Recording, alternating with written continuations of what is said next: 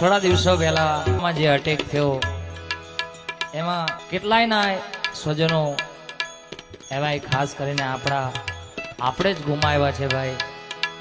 એટલે હમણાં જ આપણે શ્રદ્ધાંજલિ આરપી.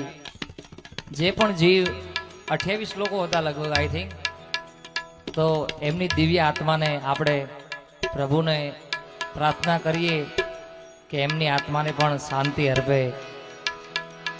કારણ કે અમુક સમય એવો આવતો હોય છે જેથી આપણે નીકળી નથી શકતા, પણ ઈશ્વરને પ્રાર્થના કરીએ કે એમને ન્યાય મળે અને સાથે સાથે એમની દિવ્ય આત્માને અને આ સહન કરવાની શક્તિ એમના પરિવારને આપે. બસ એ આશા સાથે. જિંદગી મોત ના બન જાए સંભાલો યારો,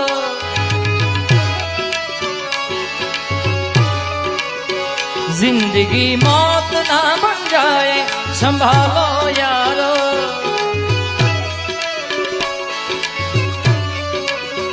खो रहा ये नो चमन,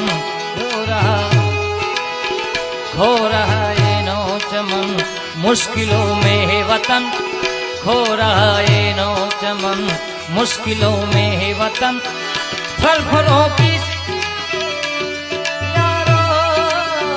जिंदगी मौत ना बन जाए संभालो यार.